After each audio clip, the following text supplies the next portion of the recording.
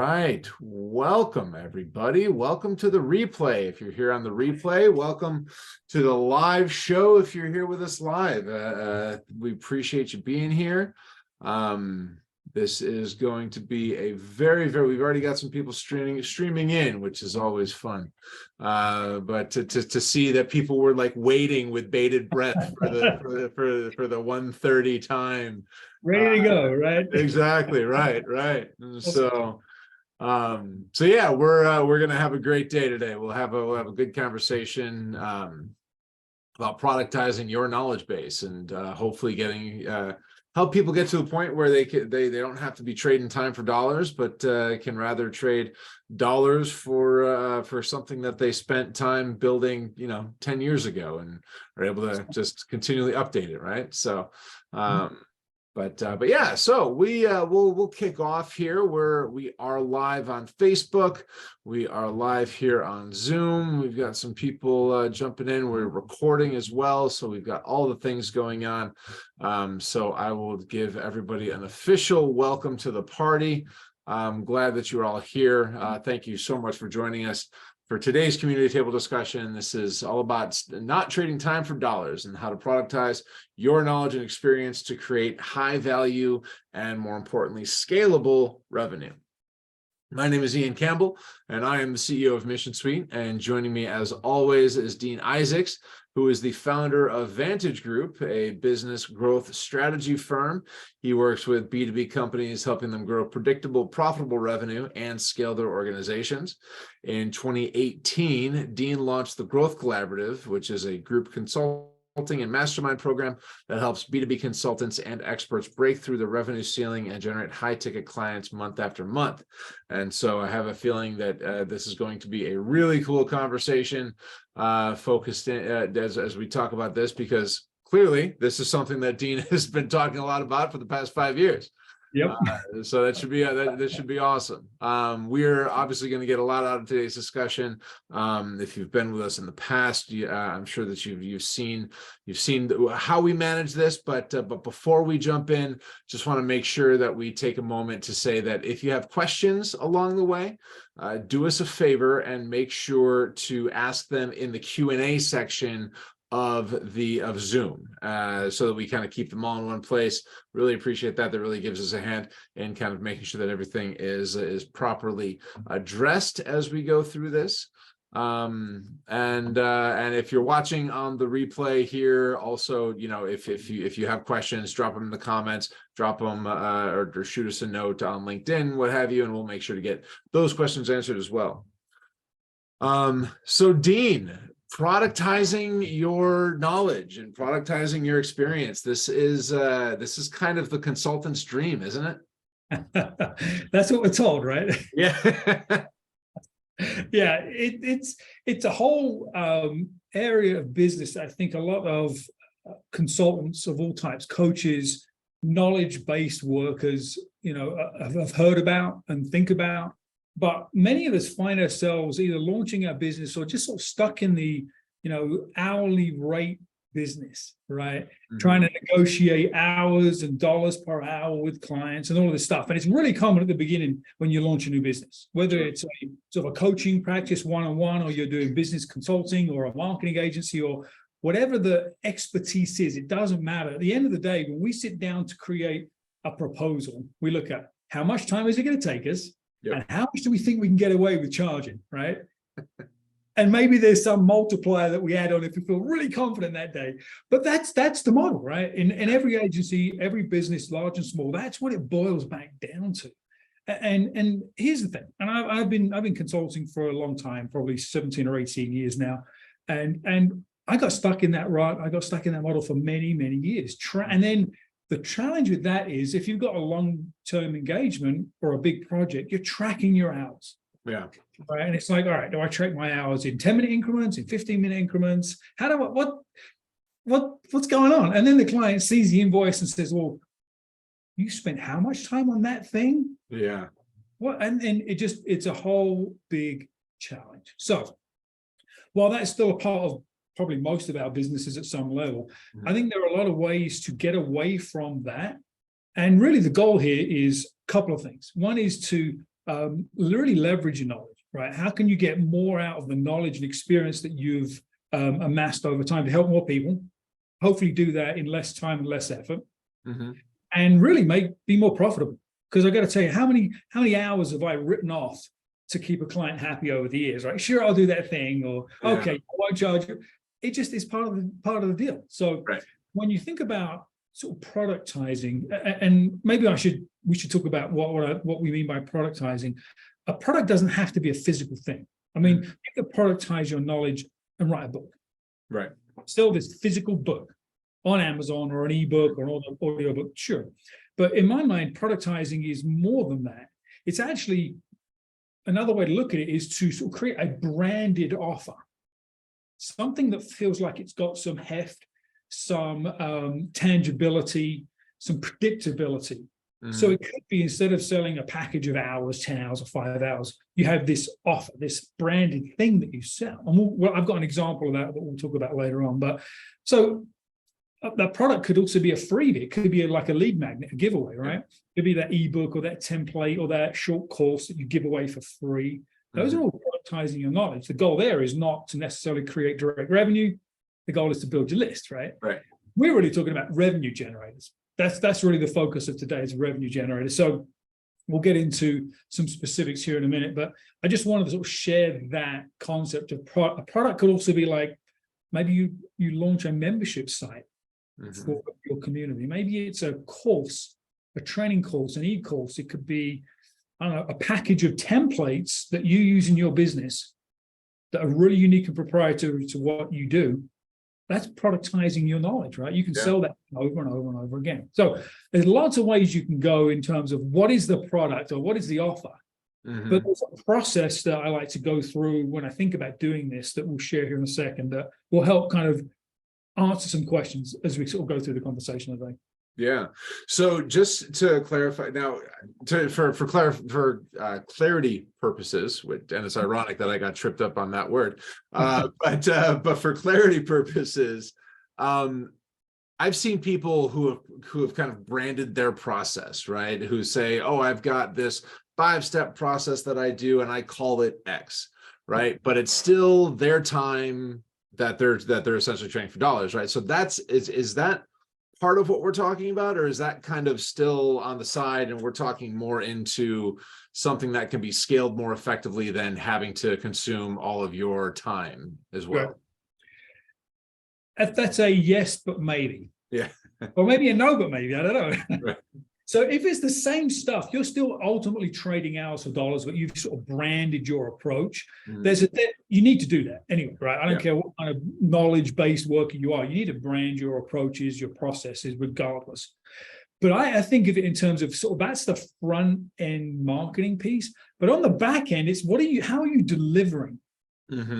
So if you can deliver more value in less time with a very systemated approach to your standard offer, then it's more of like a product, right? If you only put 5 hours into a 10-hour bucket of, if you're selling a 10-hour engagement, but now with this new approach, this new product, if you will, it's much more systemated, and maybe you're putting 3 or 4 hours into it, that's scalable, right? You do 3 times those to the one that you would have sold before. So a lot of it is in the delivery mechanism. Okay. Gotcha. And again, we'll get into a couple of examples here in a few minutes as well. Yeah, absolutely. And so, I mean, is there, and I might be getting ahead of myself here, but since we're talking about, like people who are jumping into this, people who might want to be jumping into this, is there like a certain level of experience or a certain kind of the set of things that they've done to a certain point that before they should start thinking about this? Or is this something that, listen, from the time you sign your first client and you figure out how to get, your work done, start moving in this direction? Yeah, that's a great question. And I think it's one of those where I think we've all seen people selling stuff online and they clearly don't know what they're talking about, right? And I think that's going to happen more and more with something like ChatGPT. Right? They're going to use ChatGPT to create this product, this knowledge-based product. And it's not their knowledge, it's not their expertise. They're just leveraging a tool like that. So with that being said, as long as you know more then your client, the targeted market you're going after, and you can truly add value, you have an opportunity. Even if you're 6 months into something, that 6 months of experience and knowledge that you've built, if that's ahead of the market you're selling to, and you can truly add value and make a difference, then or you could be 30 years into a career coming out of corporate, like I'm burned out with that thing and I want to do something different with this massive amount of knowledge I've amassed. It could work there too. So to me, it's about being genuine, right? Being genuine and really knowing that can you truly add value to your audience, then you can definitely productize something. Yeah.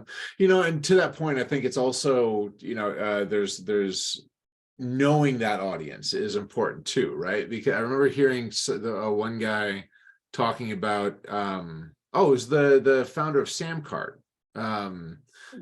So he was talking, I sat in on one of his recorded webinars, and he was talking about the fact that, you know, he loved coaching baseball, but he wasn't a great coach, but, you know, he could coach Little League, or he wasn't a great player, but he could coach Little League because those Little Leaguers, he had a lot more kind of experience, knowledge than those Little Leaguers, but, you know, he needed somebody to coach him because who had more experience there too. So knowing that, you know, and I think that that's probably something that's pretty important as well, knowing that if you're in that middle ground, maybe if you're just 6 months in, maybe you find the Little Leaguers that need your level of knowledge until you're ready to level up to the next step too. And I think that, you know, just product development wise, every company that's out there has to develop further and further and further.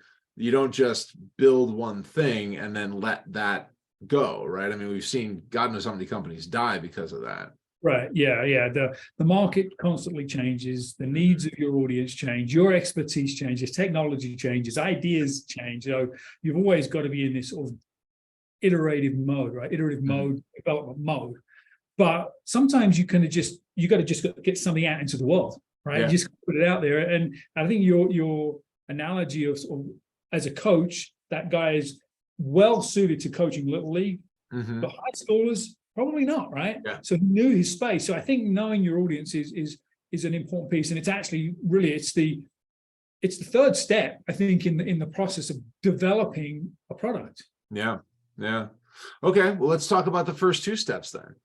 I really think the first place is getting really clear on not even what the product is, but how will this thing fit into your business, right? Because that often will help dictate what this product looks. What is the type of product you offer? So, what are your goals? Right? Are you just trying to get out of selling those packages of 10 and 20 hours as a consultant? Right? Are you trying to leverage other people in your team? Right? It's hard to hire other consultants with your expertise because it's your expertise. So you're trying to bring in people that can run a process, and then you're only involved in a little piece of that.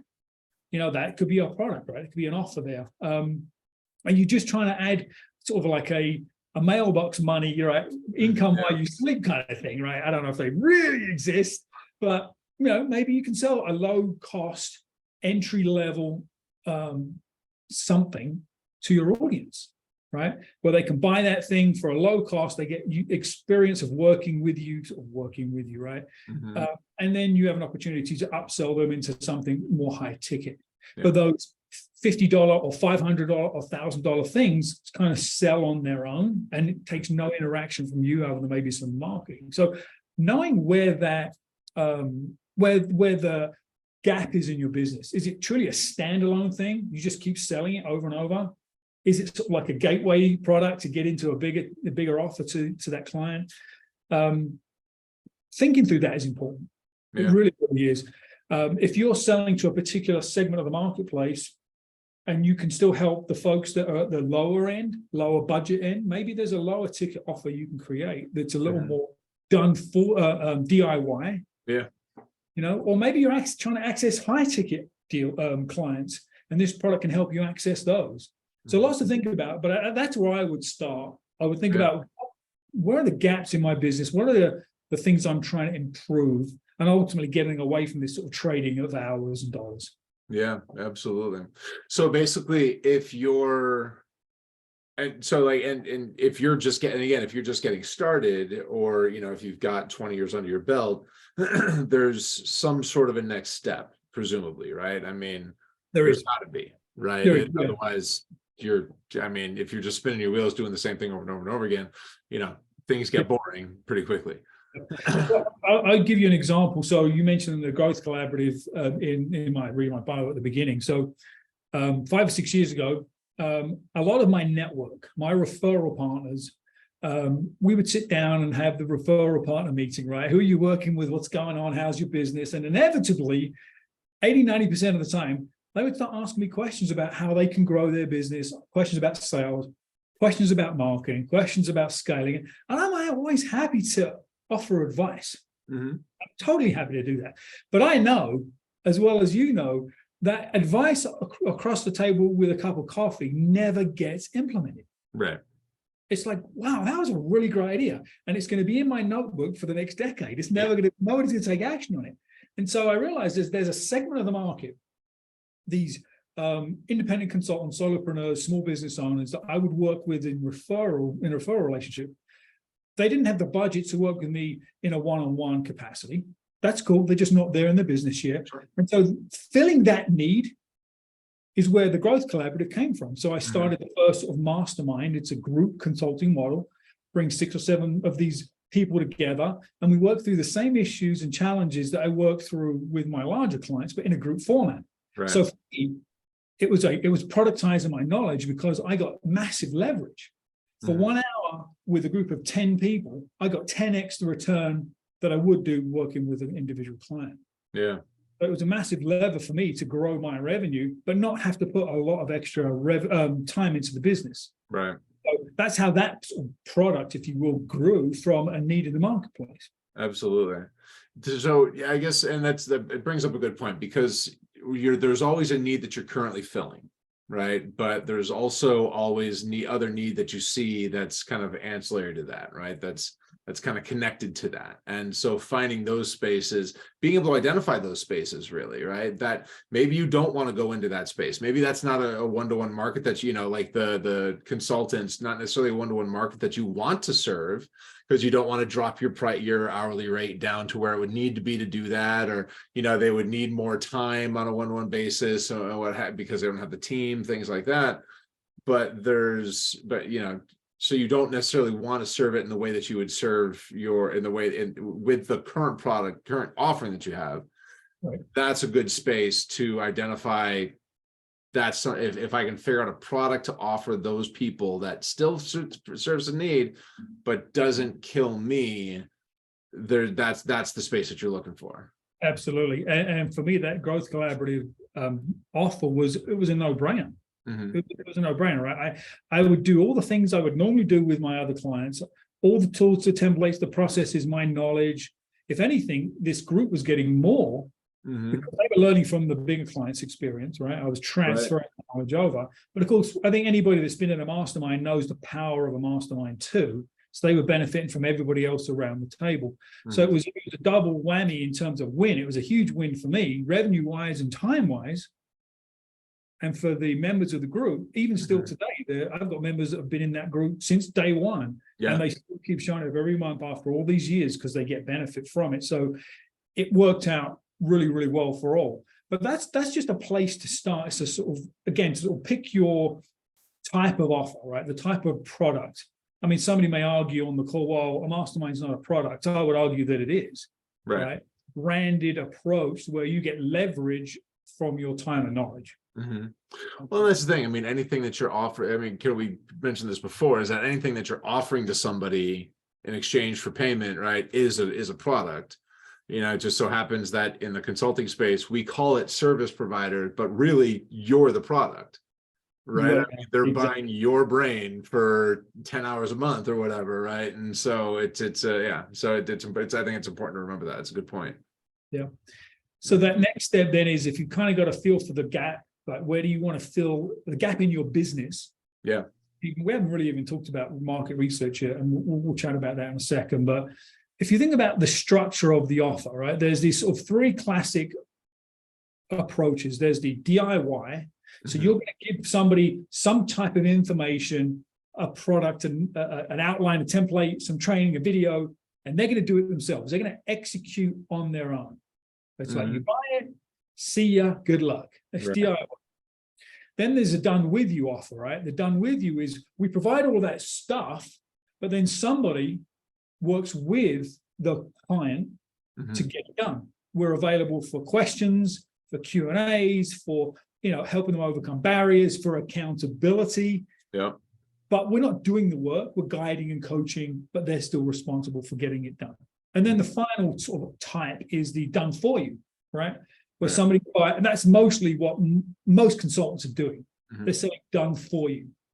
If you're a fractional COO or you're an HR consultant or whatever it is, we've been hired to do the job, do the thing. Right. And we do it. It's not done in isolation, obviously, but we're responsible for doing that work. We or our team. The done for you is probably the least favorable when it comes to this stuff, because it kind of gets you right back into you in the middle of executing. Right.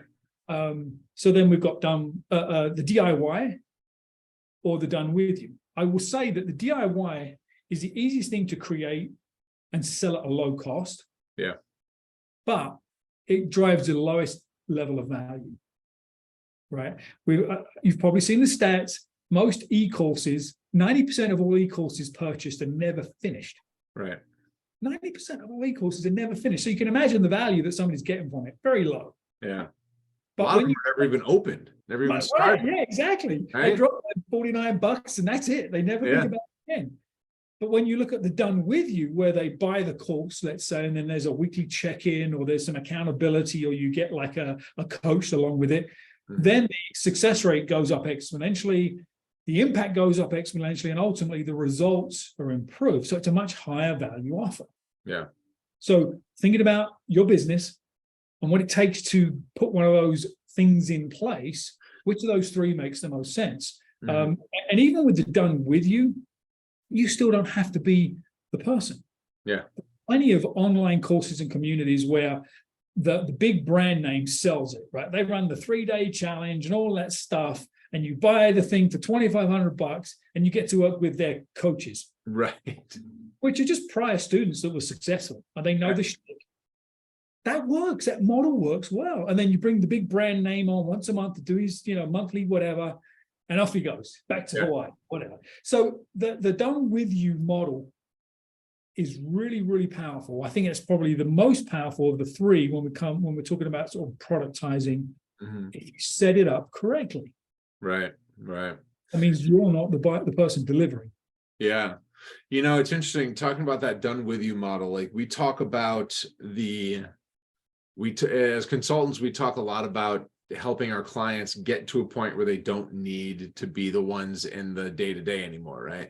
That's one of the reasons they hire us, is because they want to start maneuvering themselves away from that.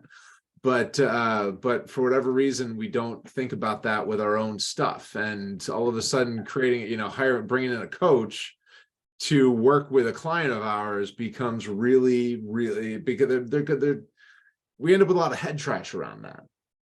Right. And I'm curious, from your perspective, why do you think that that's such a stumbling block for people? I think there is a few things. One of them is, if I understand your question correctly, we're the expert, right? We have to do work. Yeah. We have to be the one interfacing with the client. Right. And I can't possibly trust this other person to be me. Well, if you're selling you, then nobody else could do it but you. But if you're selling a system, you're selling a blueprint or an approach, then you can train people to manage and execute a lot of that. I think it's that I got stuck in that mode for many years in my consulting career, trying to grow Vantage Group, hiring other consultants. Well, nobody's done all these things that I've done. Well, I was trying to solve the wrong problem. Right. So I think that's a big part of it. And like you said, as consultants, it's a personal brand. Even though we have a business brand, it becomes a personal brand. And until we can rebrand our approach, it's always going to be your personal brand. Yeah, absolutely. And there is, I mean, there, and I think it's healthy to have some concern around who you're passing that off to, right? Oh, But again, I think that when it becomes that stumbling block, that's when you have to kind of consider that, if like you said before, if you're selling a system, then someone else can practice that system. Yeah, you got to spend time with them, right? But someone else can practice that system and get to a point where they can teach that system or implement that system for other people. yeah, yeah. So early last year, I joined a pretty high ticket mastermind, and the mastermind was about building high ticket masterminds. That was the whole concept. Yeah. And Chris Williams, some of you guys may know Chris, Group Coach Nation. He was the facilitator of the group. It's his business, it's his personal brand. And he's done a really amazing job. So he's the face of the business, right? He does all the podcasts, all the interviews, all the stuff. He does most of the sort of screening calls with potential members, and he runs the actual mastermind sessions. But that's what he does. And that's 10, 15 hours a week. That's it.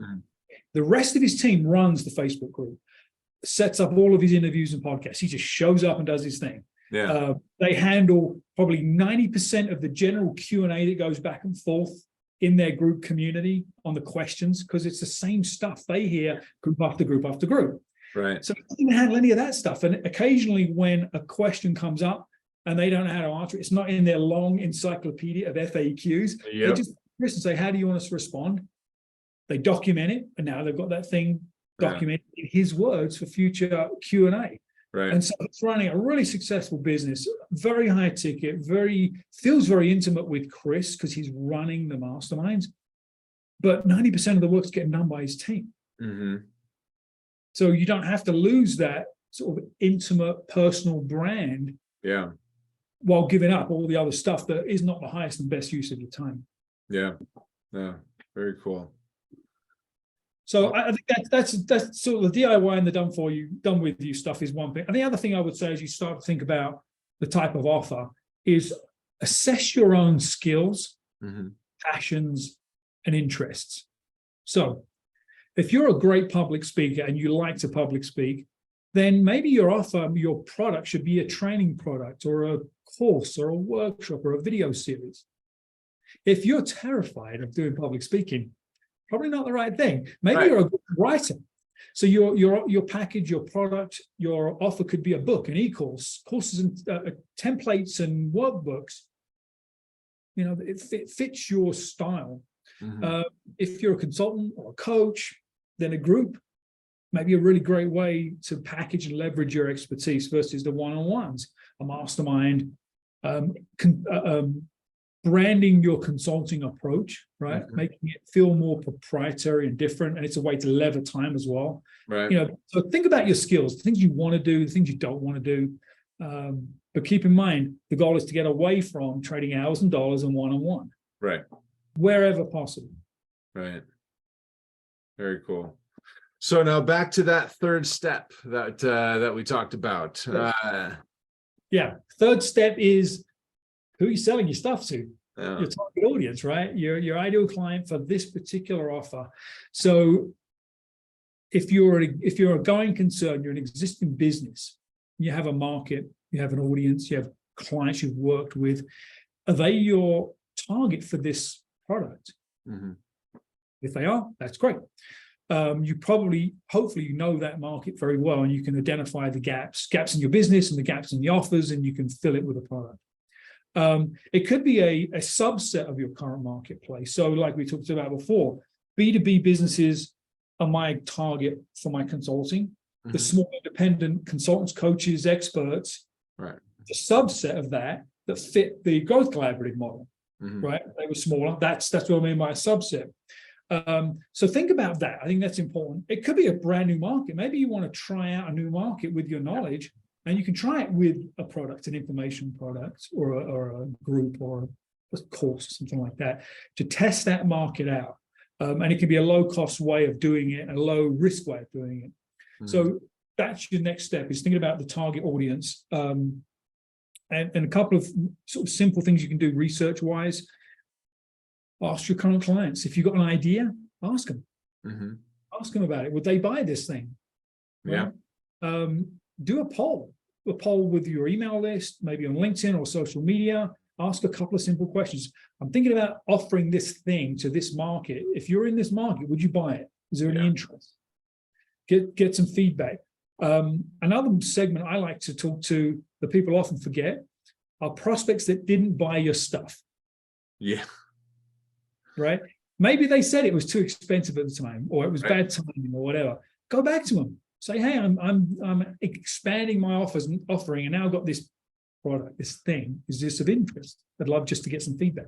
Talk to them. They already know you. Yeah. Right? They probably spend time back and forth going through the thing.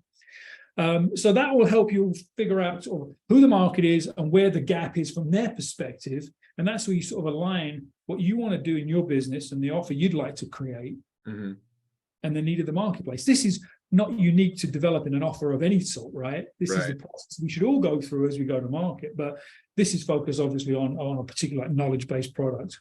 Yeah, interesting. So, talking about, the question just jumped out of my head. I had it there, but it's gone. I'll give you time to think. One other thing I'll throw at you. Yeah, please.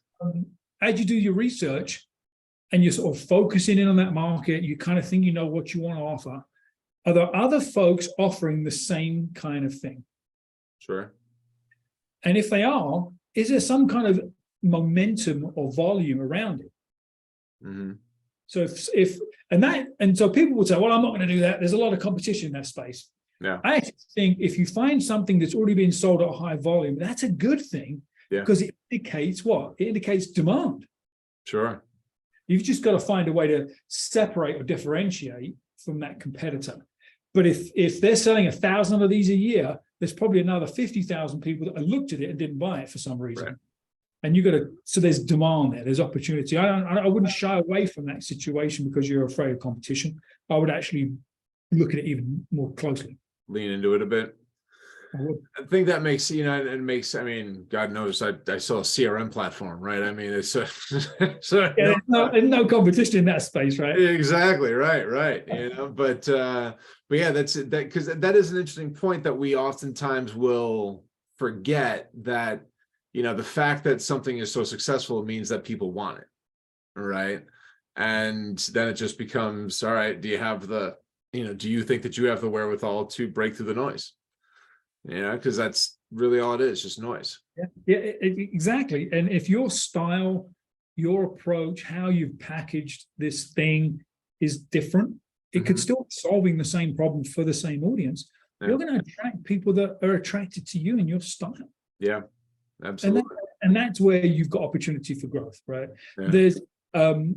There's a massive growing market for selling templates, if you will, on Etsy, right? Somebody creates a template for a particular business type in Canva, and then they sell that thing over and over and over again. Like pick a business, interior design. My wife's an interior designer, and so she's been following some of these folks. They sell 20, 30, 40 of these a day, 50, 60, $100. Yeah. That becomes a decent business. And absolutely. There are a lot of people that do it. So maybe your design aesthetic is different to the competition, and you're going to attract people that like your design style. It doesn't take away from their business or their market. It just attracts people to your stuff. There's always opportunity to take advantage of known needs in the marketplace like that. Absolutely. And it gives you the opportunity to kind of see what other people are doing, figure out what's working for them, and then, borrow. I had a client one time. Buy it, right? Yeah, exactly, right. I had a client one time who was not a good person.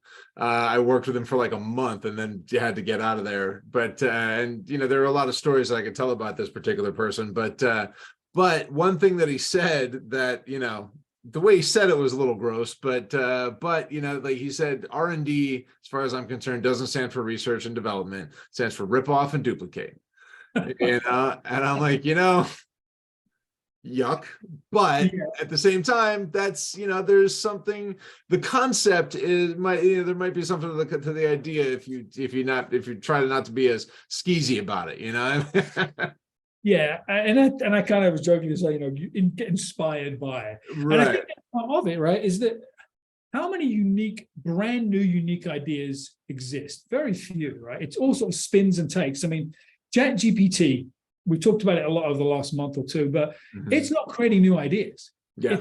It's assimilating existing ideas into a new format based on what you ask it.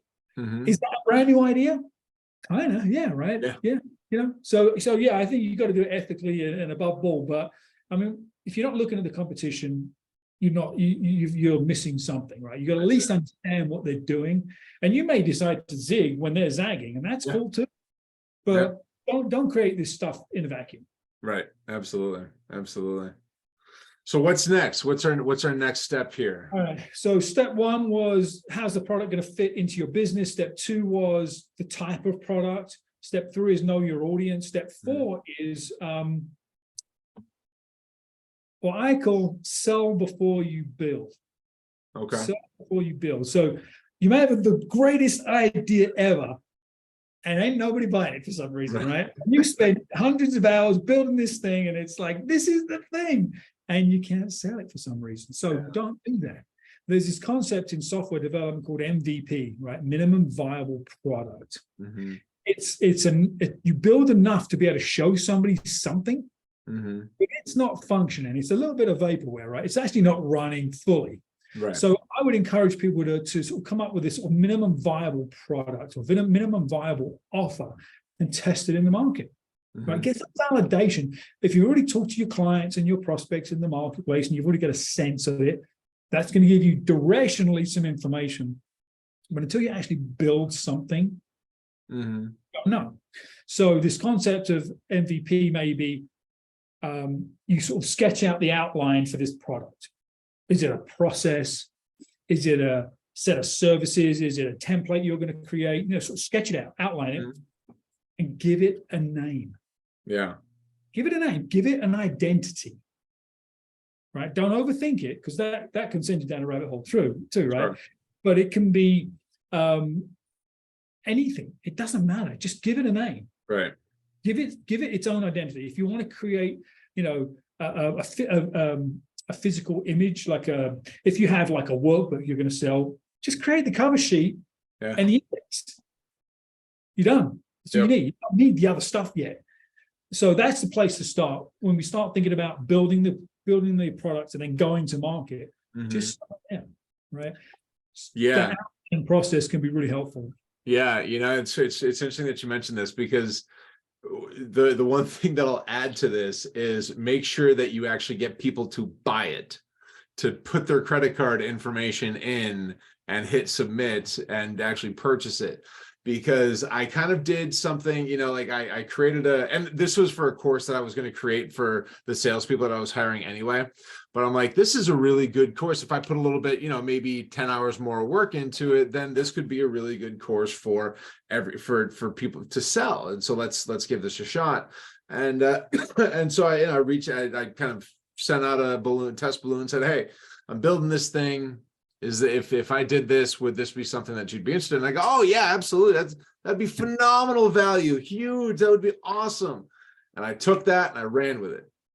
And again, in no small part because, you know, like it was something that I was going to be using as a training tool anyway. But, you know, I could have saved myself an extra like 20 hours or so at the end of the day, that because, you know, 10 hours planned always becomes 20 hours executed, right? But it's definitely something that I could have saved myself a lot of time at the end of the day, because when I launched it, and you know, God knows I spent plenty of money on the launch and did the whole 9 yards and whatnot, but then it just fell flat. You know, it fell completely flat, and I had people. You know, plenty of eyes on it, plenty of everything, but no buys, right? And so I think the big thing there is if people say, yeah, I would totally buy that, you know, see if they'll put their money where their mouth is before you actually go dive into the product development aspect of it, right? Right. Yeah, absolutely. You really just got one step ahead of the process, right? You got market validation that this is a good idea, and you went right to product development. Yeah. What you should have done is maybe just create that first module. Yep. Then you got something tangible to sell, and then if you're issuing or releasing, if the course is you get one module a week, Mhm. and you just have to be a week ahead in That's right. product. That's it, right? Exactly. And the other nice thing about taking that approach is you can do kind of a founder member type launch, right? And let these people know this is a new thing. Yeah. And we want to take your feedback as we go through this to add to the product, to refine the product. So maybe they get a little bit of a discount on the front end, but then you're getting feedback ahead for the next section, the next module, the next chapter, the next piece. So it's not all coming right from you, it's coming from those users. Right. As well. So as long as you're a chapter or a module or a step ahead, they don't need to know. That's right. That's right. You know, and another thing that you can kind of consider if you're exploring this, remember that the intro is a module and module 1 is a module, right? And module 1, by the way, has multiple chapters oftentimes. So even if you just say, you know, I've got the first, you're going to get the first 3 chapters of module 1 on, you know, like after you're going to get your intro with some early course assignments and some early kind of foundational stuff to do, you know, and then you get to go to the next one and then, and, you know, just lay out then not all of a sudden you got to just be 2 weeks ahead. Right. And exactly. So, yeah, there's a lot of ways that you can play that out. There is. Yeah. I like doing an onboarding or a quick start quiz at the beginning of things too. So that's the very first thing. They get a quiz. They get what are you wanting to achieve? What are the problems in your business you're trying to solve? What are the things you'd like to overcome? And they're writing your outline for you. Right. Right. So then you already know, all right, so I was going to take it this direction, but it seems like these new customers want to do, I can add that. And I can, so you're getting customer feedback right off the bat. There are some really, I mean, you could just use a simple Google form for that. You don't have to get super fancy, right? Yeah. You code it once. That's right. You do it and use it over and over again. Exactly. So that's the way I think about sort of product development, the approach to product development. Obviously, there's a lot more to it. The other sort of a different type of product, a different type of offer is if let's say you're a consultant, right, and you're typically selling buckets of 5 hours of your time or 10 hours of your time, and invariably you're delivering 7 or 8 hours of time, but you've only charged them for 5. If you create a product around that approach, it becomes much more scalable and efficient. And I'll give you a very specific example. I was on a call with somebody this week, actually, talking about this very concept. And she has like a 90-day onboarding thing that she does with her clients. She's on. And what it boils down to is the first 30 days, she sells 5 hours. Let's say the hourly rate's $200 for easy math, right? So she's selling $1,000, 5 hours. And in that 5 hours, her vision for the 5 hours, it's 3 hours of one-on-one and 2 hours of her time sort of writing recommendations and doing some summaries and follow-ups. But what she said was there are 3 things that happen. One is the client doesn't want to pay for that extra work. They don't want to pay for sitting down and writing reports. Right. And so she invariably gives those hours back, right? So she's doing 7 hours of work instead of 5 and only charging for 5. So there's that. Then clients want to take the hour meetings and break them into 30-minute sessions. And then instead of it being a 30-day, it's a freaking 6-month thing, right? And she's got these random pieces of time scattered around her calendar for these clients. Yeah. It never makes sense. So I said, have you ever done the math on that? So 5 hours, $20 an hour, $200 an hour, it's $1,000. If you're actually putting consistently 7 hours into a 5-hour engagement, your hourly rate's $140 an hour, $142 an hour. That's not really where you want to be. So I said, let's completely rethink this. Let's productize this. And so we sort of brainstormed this process, and we came up with this concept called the 30-day accelerator. Okay. So instead of the 30-day onboarding, it's the 30-day accelerator. Feels different, right? And so in the 30-day accelerator, what do you get? You get 3 accelerator meetings and 1 boost meeting. So 3 sessions in the first 30 days and then 1 boost meeting 30 days after. Okay. So instead of doing 5 hours of one-on-one, she's doing 4. So there's already a level there, right? Already a cost savings for her. And because it's structured in terms of accelerator sessions, not one-on-ones, that's structure, that's a part of the process, and they're predetermined. The dates are set. Right. And if you don't use this thing in the 30-day period, it expires. So they get Right. that. I said, you got to get away from writing your recommendations and doing all your reports. At the end of each session, hop on Loom and do a 5 to 10 minute video summary and send it. Right. It takes you 5 to 10 minutes, no edits, no writing stuff down, and they get a personalized, customized summary of the meeting and the action items that they agreed to. Mm-hmm. Takes no time, right? So they get that. And then she had some kind of a quiz, like an onboarding quiz, that she would give people during that first session. So I said, brand it, quick start quiz. And you send that before the first session. So that's another value, right? Mm-hmm. You can use that quiz to guide the 3 accelerator sessions. Yeah. If you take, that's repeatable. She's already got it. She just needs to format it a little bit. So 4 one-hour sessions instead of 5. She's eliminated the 2 hours of extra work writing reports to do 10-minute videos. And the client feels, actually, they like them better because it's more personalized, right? It's me talking to you. So that adds up to about 5 hours total. Mm-hmm. But that 30-day accelerator package, she's selling for $2,500. Right. Instead of the $1,000 of 5 hours, or as low as $142 an hour. So she went from $142 an hour realization rate to $500 an hour. Right. And doing less work, but delivering more value. Yeah. So instead of her doing this 5-hour bucket, she's now going to do these 30-day accelerators. And they're easy because they're systemated, they're repeatable. She can knock them out really quickly. And they don't drag out forever.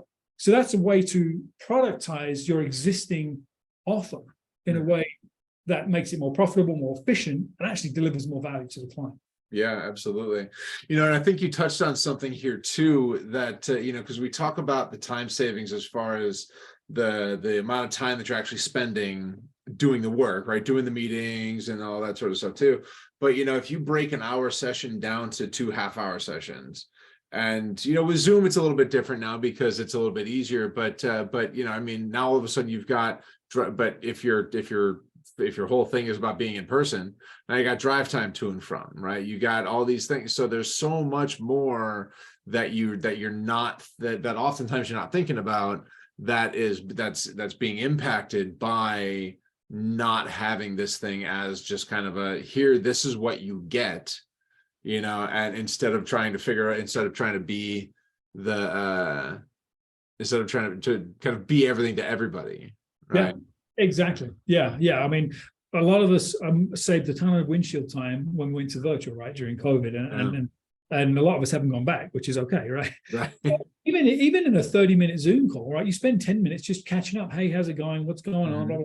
And you got 5 or 10 minutes of transition, and then you're spending 10 minutes on work.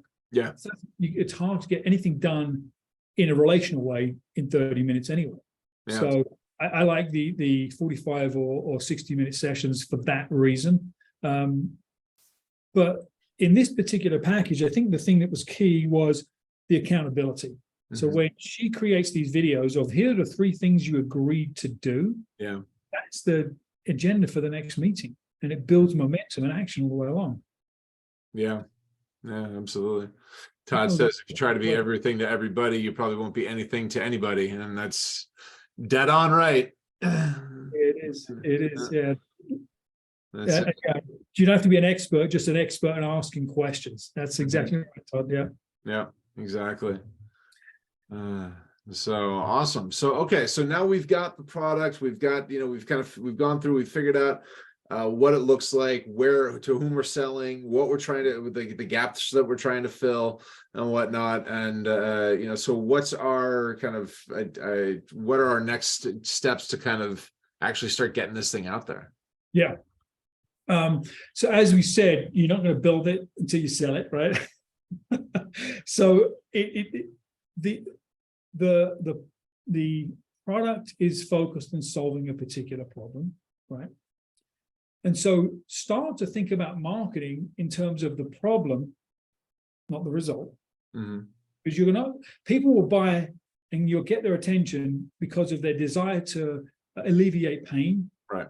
far quicker than them looking at it from a gain standpoint, right? We know that human nature, psychology, all that stuff. So the way I would start is I would start to record short videos.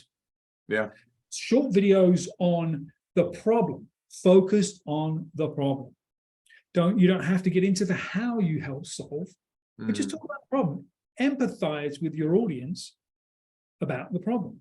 That will actually attract them to you, because what we see is we're like, wow, Ian's reading my mind. Ian gets me. He sees the problem that I'm dealing with. And that sort of pulls them into your ecosystem, your messaging ecosystem. So start to create short videos, and then you can start to layer in this, you've got a thing. Yeah.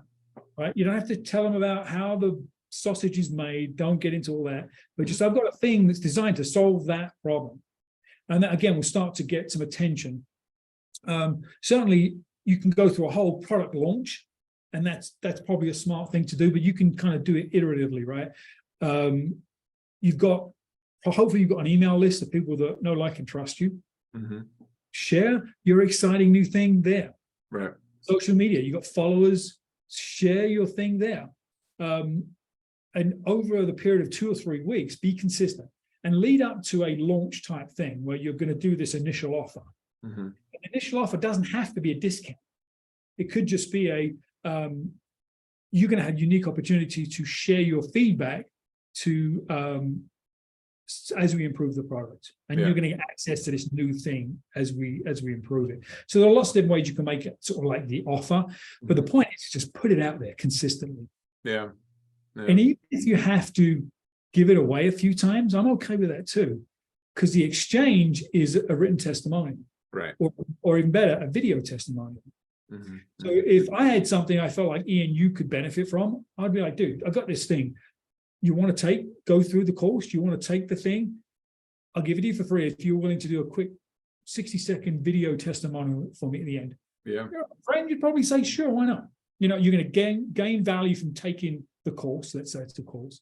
And I'm going to gain value from you being my first testimonial. Now, I'm not the first person to buy it. Ian was the first person to buy it. I've never, it's like this buyer's remorse thing, you know? So there's a lot of ways to go to market, but that's a really easy way to do it. I mean, it's almost like loading up your Amazon book release with friendly testimonials, right? You give away the book or the product in exchange for the testimonial. You can do the same thing for your launch as well. And that's, I mean, so there's a couple of things that I kind of keyed in on that is, first of all, it's, you know, the whole recording short videos thing. You know, if you've been on Instagram or, you know, TikTok or Facebook or whatever, you've seen what we're talking about, right? I mean, you've seen Dean and I were just talking about, like, most of us have seen that guy that, like, takes a toilet paper roll or a pen and says, hey, did you know that you can use this for something more than whatever, blah, blah, blah, blah, blah, right? And, you know, the second that you see it, no matter how annoying you think that guy is, like me, you know, like, I look at myself like, you know what, okay, now I gotta know, right? Yeah, and because you're staring at the thing. You're like, you know, like, my wife sends me all the like all these things that he does, of like a toilet paper roll or you know, the top of a pineapple, like that sort of, like, you've seen these things happen. And so it's not like you got to say, are you struggling with whatever, right? I mean, you can make it fun, you can make it engaging, you can make it interesting, but you also don't have to be this guy, right? You know, so you wrong ho guy, right? Yeah, right. You can find your happy medium, and, you know, I think authenticity, to kind of bring it back to something that Dean said at the beginning, is paramount here, is key here, because it's got to be you, but it doesn't have to be somber. It doesn't have to be boring. Yeah. So I think you're right on. And if you've been in business for any amount of time, you have a network of some sort, you have clients of some sort. Yeah. Offer it to them. Right. Offer it to them, again, for free or for a low cost or for full price. I don't care. At this point, it's not about the money. It's about getting it into the marketplace. And the other thing that completely just slipped my mind. Boy, what was it? I know. I just thought it. There are some very low cost ways to do paid ads, like Facebook, for example, right? Yeah. Run a few paid ads. Put $50 into an ad campaign for a week or something, and see if anybody clicks on the link to the landing page. Yeah. that's a great way to test your messaging at a very low cost. I mean, there are some folks out there will say, no, test it organically before you pay. Well, if you can invest $50 or $100 in some paid ads, messaging, have some kind of a landing page up, see if you get some clicks, you may even get some sales. What a concept, right? Yeah. And there's a new platform called adcreativeai.com, or I'm sorry, it's adcreative.ai. You can buy a certain number of credits and all that sort of stuff, and you can like kind of tell it a little bit about it, and it'll just start creating fully formed ads for you, images, text, like all those things, right? And so it doesn't have to take you a whole lot, spend $50 to build out 50 ads, and then pick your best 3 and then throw those up there, and it's relatively straightforward. But yeah, so, and the other thing is to remember too, because you mentioned the exchange for a testimonial, that remember, because I've talked to a lot of people who are like, well, no one's actually bought the thing yet. I'm like, well, what about all these people that gave it testimonials? Oh, well, they didn't buy it. They just did it. They just, did it in exchange for a testimonial. Like, well, that's an exchange of value there, right? So there's still a transaction going on. So it doesn't, and nobody has to know what their price was, right? I mean, no one has to know that they got this in exchange for a testimonial, whereas John over here has to pay $50 for it. Right. Sure. It's okay to kind of clarify that, because that's the way it always goes. The first people get a huge discount. In this case, that discount was 2 sentences at the end of the thing. That's fine, right? But bear that in mind too, that it doesn't have to be, like people don't actually have to put their credit card number in to have bought your product. That's right. It's a transaction of value, like you said. And that's really important. And at the end of the day, you're trying to add value to the world, right? And you can't do that if you're the best kept secret. You've got to get it out. That's right. And the first iteration of a product, the way you message it, the way you brand it, the way you price it, may not stick. Doesn't mean it's not of value. Right? Keep iterating it. I'll throw one other quick example in the last couple of minutes. I stumbled across this sort of fractional CMO, CRO sort of model before it was even a thing, right? It was, I forget what we called it, interim executive or something at the time. And I had sold some fairly large consulting engagements prior to that, but there was always this negotiation of hourly rate and time and results and blah, blah. And I sort of stumbled across this sort of fractional offer, this fractional concept, and sold it as this monthly package, this monthly fee. And it wasn't so much about the hours I put in, it was more about the things I was responsible for and the results I was going to drive. And as soon as we changed from the things I was going to do to the output, right, the impact, I was able to literally double my fee and extend the life of those contracts. And if it was typically a 90-day engagement, they went from 6 months. I have a fractional engagement that's gone over 3 years, which is pretty unusual. Yeah. And it's far more profitable. I don't get the need at the end of the month to track my hours and show all that stuff, because every day I'm under the microscope of driving results. Yeah. And so this fractional CMO is a really popular one right now, right? VP of sales and fractional CMO. You see them everywhere. That concept's been around a long time, but people are seeing the value, both from the buyer side and the seller side. So that for me, it was a way to productize my knowledge in a really high ticket profitable way. And it worked well for me and for the client. I actually started a new mastermind to help consultants build out their fractional offer, because it's just a demand for it. And trading the typical package of hours to the more strategic offer is a transition. So that's what I've sort of figured it out over the last 8-10 years, and I'm going to be teaching some folks to do that. But it's another way to productize your knowledge. Yep, absolutely, absolutely. Well, I think this has been really impactful. Anything else? Any last thoughts that you want to leave us with? Anything that we didn't cover? We covered a lot. We did. I think the only thing we didn't cover, maybe this is a topic for another session, is pricing. Oh yeah. How do you price it, right? So that's another whole beast that maybe we'll tackle in the future. Absolutely. Absolutely. Well, that sounds good. Well, thank you, Dean. Thank you so much for being here again. You know, this has been this is always fun. And to everybody joined us today, thank you so much for being here, and keep an eye out for what we're doing here in the future. Maybe we'll talk about price next time. Thanks, everyone. Thanks, Todd just reached out to me on LinkedIn. I saw your question. Oh, yeah. Thanks, guys. All right. Thanks, everybody. Take care. Bye.